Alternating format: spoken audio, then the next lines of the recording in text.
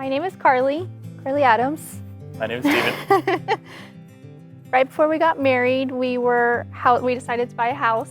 We started looking in the Hazlitt area, and we noticed this big dome place as we were coming out of the neighborhood. So we looked it up, and it was a Fellowship of the Parks. And so I was like, oh, okay, that's cool. At least we know that there's a church in the area, and we would like to give it a try if we ended up getting the house. So that offer fell through, and then we looked in the Keller area, and we noticed that we were right next to another Fellowship of the Parks. And so I was like, well, that's weird. They're following us. But that offer didn't fall through, and so the last place that we found was Bedford. The offer ended up getting accepted, and of course the first thing that I did was look up churches in the area, and there was, sure enough, a Fellowship of the Parks. And so we went to service, and Tim came up to us and he introduced himself. He said, "Hi, my name is Tim." And that's really where our FOTP journey started. So we've been attending a while, got to know Tim and Brandy very well. They started kind of looking for places to put us based on our personalities and things. I don't know how they picked me for a greeter, but that's kind of where I ended up.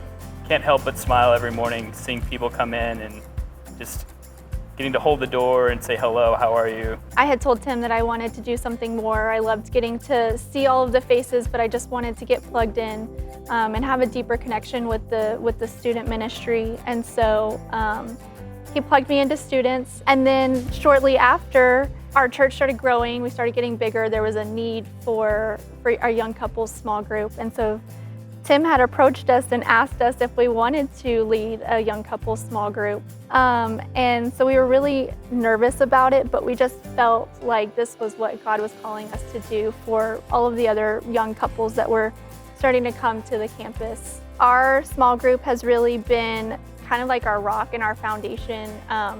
Being in our small group and being in that community with the people that we have that attend every single Monday, these are truly people that we get to do life with. They're kind of the people that we go to when we have a prayer request, when we have a praise, when we're just having a bad day. I know personally for me, being in Bedford in itself was just a little scary. It was new. We were newly married. We had a new house. We didn't know anybody. We were going to a new church.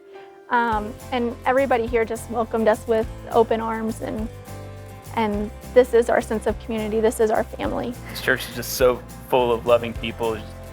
You take that one little step to try something new, you'll be so surprised at how it totally changes your life.